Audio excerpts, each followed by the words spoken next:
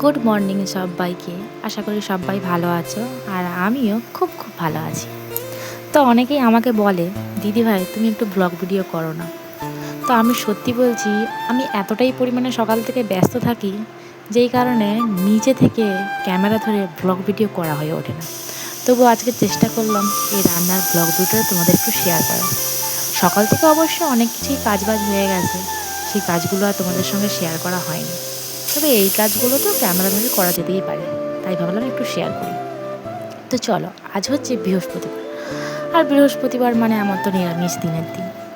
রান্না বান্না করতে লেগে পড়েছি সকাল সকাল, কারণ বর সকালবেলায় খাবার নিয়ে ডিউটিতে যাবে। কি রান্না করব তাই ভেবেই পাচ্ছিলাম না। সবজি তো আছে, কিন্তু কি রান্না করা যায়। আমার বরমশাই হচ্ছে এটা খাবো না সেটা খাবো না, এই করতে করতে আমার দিন চলে। তাই ভাবলাম কি রান্না করি। তাই দেখো, কুমড়োগুলো কেটে ফেলছি, আর একদিকে ভাত বসিয়ে দিয়েছি, আর একদিকে ডাল বসিয়ে দিয়েছি, মুগের ডাল। ছেলে আমার আলু ভাতে না হলে চলে না, তাই একটু আলু ভাতেও দিয়ে দিয়েছি। আর এদিকে বসে পড়েছি কুমড়ো কাটতে। দেখতেই পাচ্ছ, কুমড়োটা একটু ফ্যাচফ্যাচেই লাগছিল, মনে হচ্ছিল মিষ্টি হবে কি না, বাট ভাজার পর দেখলাম খুবই মিষ্টি খেতে হয়েছে। সঙ্গে দুটো পটলও ভেজে নিলাম, কারণ পটলটা অবশ্য আমি খেতে ভালোবাসি, বরের খেতে ভালোবাসলেও অতটা না। তার মধ্যে টমেটো কাঁচা লঙ্কা কেটে নিচ্ছি, যেহেতু ডালটা করতে হবে, মুগ ডাল একটু টমেটো লঙ্কা না দিয়ে করলে বেশ জমে না। তারপর করে বসে পড়েছি আলু কাটতে, কারণ আমরা হচ্ছি মেদিনীপুরের মানুষ বস। আমরা সকালে একটু মুড়ি না হলে চলে না, তবে সব কিছুটাই প্রায় খাওয়া হয়, তবে মুড়িটা একটু বেশি খাওয়া হয়। তাই যে আলু কেটে নিয়েছি, আলু ভাজবো। আর এদিকে ডালটাও আমার সেদ্ধ হয়ে গেছে, ডালটা প্রেসার কুকারে ডালটা নামিয়ে রাখলাম। এরপর সমস্ত সবজিগুলোতে আর আলুগুলোতে ভালো করে হলুদ আর লবণ দিয়ে দিলাম, কারণ কড়ার মধ্যে দেওয়ার থেকে আগে থেকে মাখিয়ে রাখাটাই বেস্ট। এরপরে কড়ার মধ্যে তেল দিয়ে একটু জিরে আর একটু শুকনো লঙ্কা দিয়ে ভালো করে লাল লাল করে ভেজে আলুটা তুলে দিলাম। লাল লাল করে আলু ভাজাটা খেতে বেশ ভালোই লাগে। কারা কারা সকালে আলু ভাজা দিয়ে মুড়ি খেতে ভালোবাসো কমেন্টে জানিও। আর এদিকে দেখো, ডালটাও আমার হয়ে গেছে, প্রেসার কুকার থেকে নামিয়ে নিলাম।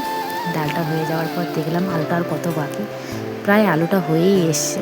তারপরে ভাবলাম সকালে যে বাসনগুলো ধুয়েছিলাম একটু ভালো করে গুছিয়ে ফেলি, নাহলে এই গামলা দিয়ে পড়ে থাকবে, পরে বাসন গোছানোর জন্য আমার কাজ হবে না। আর এইসব কাজবাজ করতে গিয়ে দেখতেই পাচ্ছ ডাব্বা ডাব্বা উল্টে দিচ্ছি, মানে এইরকম আমার কাজ। তারপরে এদিকে ভাতটা দেখলাম হয়েই এসেছে, ভাতটা এদিকে হতে থাক, আর আলুটা প্রায় ভাজাই হয়ে গেছে। তারপরে মনে হলো বাইরে কেউ ডাক দিল, তারপরে দেখলাম যে না, কেউ নেই।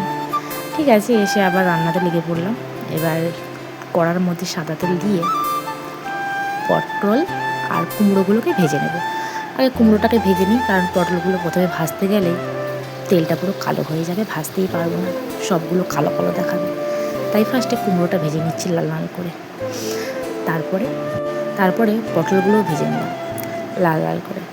আর বর এসে বলছিল, মাঝে মধ্যে ওই এক দুবার লেগে পড়ো ভিডিও করতে, দৈনিক ভিডিও করতে পারো না।